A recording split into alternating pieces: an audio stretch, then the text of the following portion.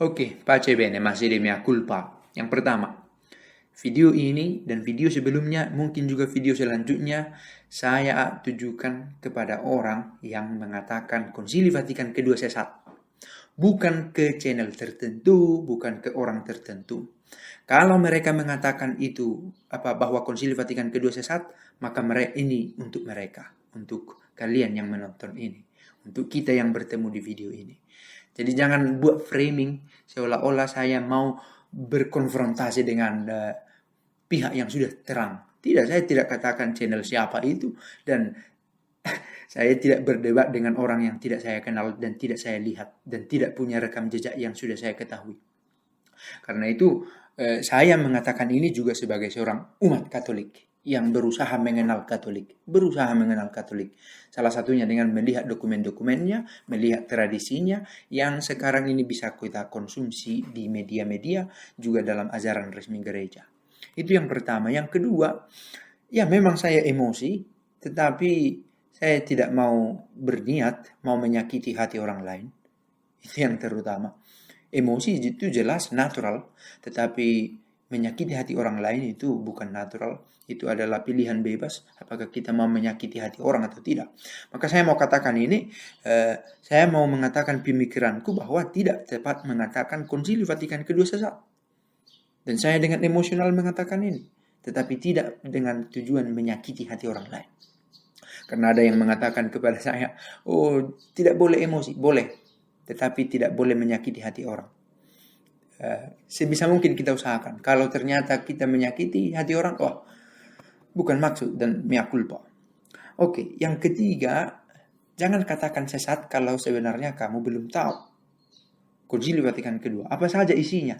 Harus kita ketahui, di dalam itu ada konstitusi dogmatik, ada deklarasi, dan ada dekret. Saya mau tunjukkan kalimat-kalimat pertama saja dari dokumen ini, pasal-pasal pertama saja, dan saya minta tunjukkan di mana kesesatannya, oke? Supaya kita jangan terlalu gampang mengatakan sesuatu padahal kita belum tahu. Saya sendiri tidak mengatakan saya sudah tahu semua isinya, tetapi proses belajar mengenal gereja itu bukan hanya terjadi pada diri kita awam, tetapi juga pada diri mereka yang ada dalam hierarki. Karena tugas gereja adalah bagaimana membawa firman itu seperti bahtera yang mengarungi zaman, tetap berlayar, tidak tenggelam, tidak karam, dan tidak juga berhenti di pelabuhan, tetapi terus berlayar mengarungi zaman. Oke. Kita coba lihat dengan Gaudium et Spes. Kegembiraan dan harapan, duka dan kecemasan manusia dewasa ini, terutama yang miskin dan terlantar, adalah kegembiraan dan harapan, duka dan kecemasan murid-murid Kristus pula. Apa yang dirasakan orang miskin dan terlantar pada masa ini, itu juga yang mau dihidupi, yang sudah dihidupi, yang hendak didalami oleh para rasul dulu. Yang miskin dan terlantar, yang terasing, yang dipandang rendah. Dan Yesus sendiri membuat pendekatan itu juga. Dan juga dikatakan di sini, sesudah mempelajari misteri gereja secara mendalam, Konsili Vatikan kedua tidak lagi mengarahkan pembicaraannya hanya kepada putra-putri gereja dan kepada semua yang berpaling kepada nama Kristus, tetapi tanpa ragu kepada semua manusia. Mengcover dunia universal ini. Tidak hanya berbicara asik dengan dirinya sendiri, tetapi dia menyerukan kebenaran Kristus kepada semua umat manusia. Dan nanti kita juga lihat kalimat pertama dari Lumen Gentium itu. Terang bangsa-bangsa ialah Kristus. Di mana sesatnya? Dengan mengatakan terang bangsa-bangsa ialah Kristus. Terang orang Katolik adalah Kristus, jelas. Tetapi tidak dikatakan Kristus adalah terang hanya bagi orang Katolik. Tidak juga. Terang Kristus tidak dibungkus oleh gereja Katolik. Terangnya melampaui semua batas.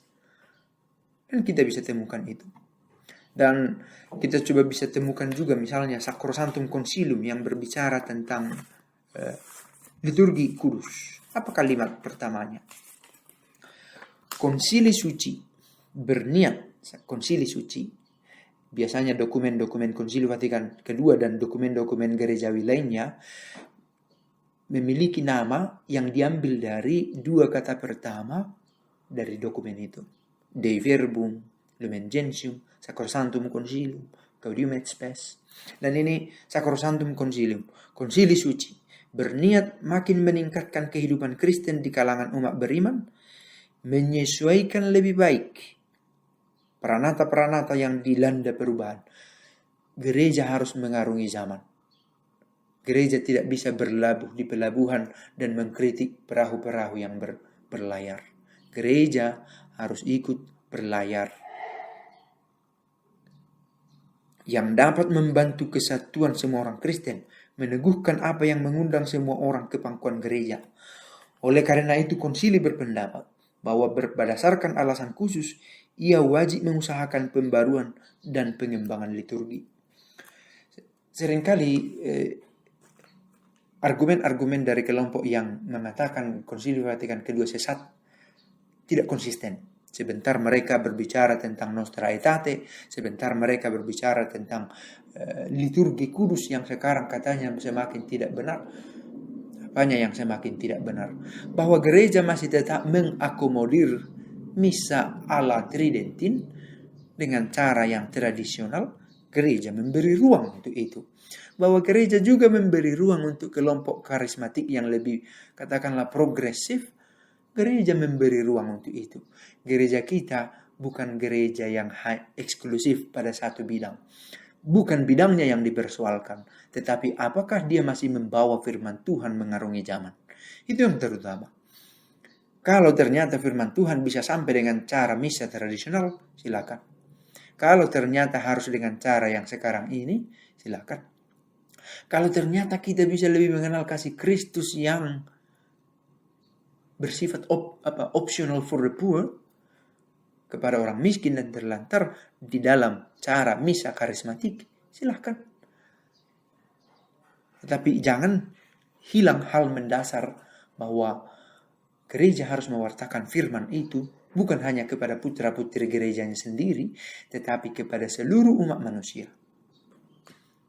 Itu hal yang mendasar. Persoalannya yang kita ributkan adalah hal-hal ritualistik. Itu yang pertama. Yang kedua, persoalannya kita meributkan persoalan orang.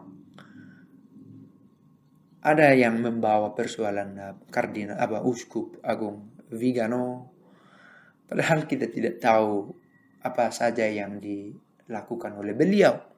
Apa hubungannya dengan Donald Trump? Apa isi surat terbukanya kepada Donald Trump? Apa yang Uskup Vigano perbincangkan dengan Paus Fransiskus?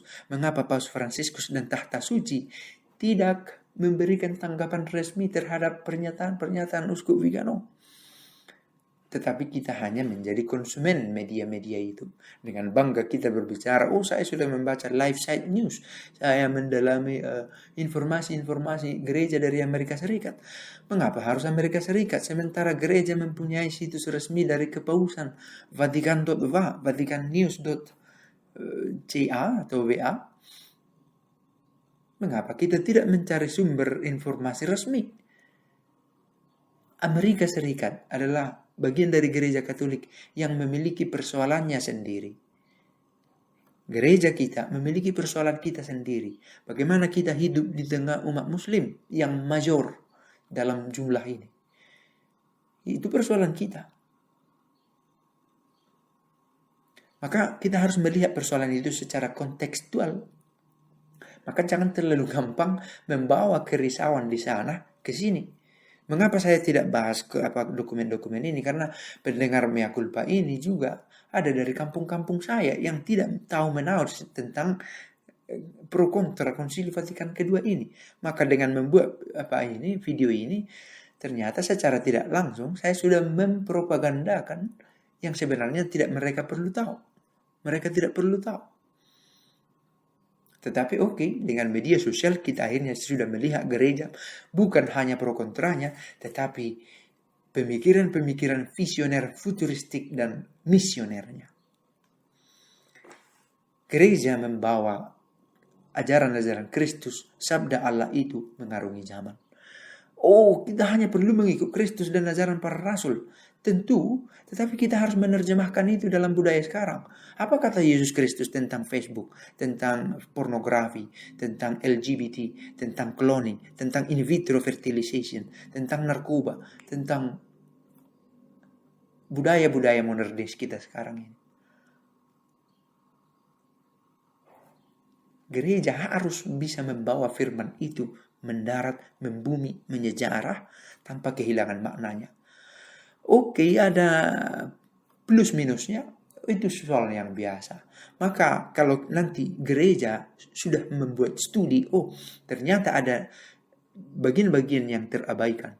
Nanti dalam pengajaran selanjutnya dari magisterium gereja akan menemukan itu. Jangan merasa bahwa gereja berhenti belajar dengan Konsili Vatikan II. Semper reformanda, selalu berubah untuk kemajuan gereja. Maka kalau dirasa dengan Paus Fransiskus ini ada yang kurang tepat secara personal, silakan dengan bebas merasa itu. Tetapi gereja tidak hanya ada pada 10 tahun yang akan datang. Gereja akan harus tetap hidup 200 tahun, 2000 tahun, ribuan tahun yang akan datang selama Allah sendiri masih menghendaki. Maka saya pikir kita sendiri pun harus mencoba melihat ini dari point of view yang beragam dengan scope pandangan yang luas supaya kita jangan gampang terhanyut pada argumen-argumen politis dari pihak tertentu. Sekali lagi saya tidak membuat pernyataan personal untuk pihak tertentu, tidak, karena dengan itu saya memiskinkan tujuan dari video ini.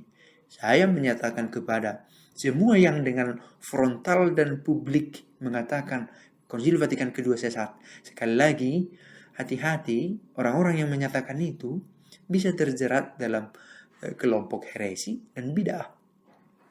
Entah dia menolak secara parsial atau secara total ajaran dari gereja Katolik, atau dia menolak kesatuannya dengan Paus dan membuat gerakan publik dan organis. Itu bisa terkena ekskomunikasi. Karena kita sedang berbicara Kristus di dalam gereja Katolik. Kalau mau merasakan Kristus di dalam gereja lain, tentu itu bukan kabar baik, tetapi kehendak bebasmu menuntunmu demikian. Saya pikir begitu, kita mau mendalami Kristus di dalam gereja Katolik. Kalau kamu katakan sesat, padahal ini ajaran resmi dari gereja, bukan, kamunya yang tidak pas dengan ajaran Katolik.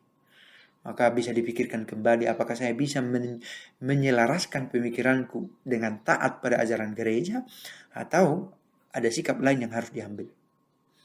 Pace e bene.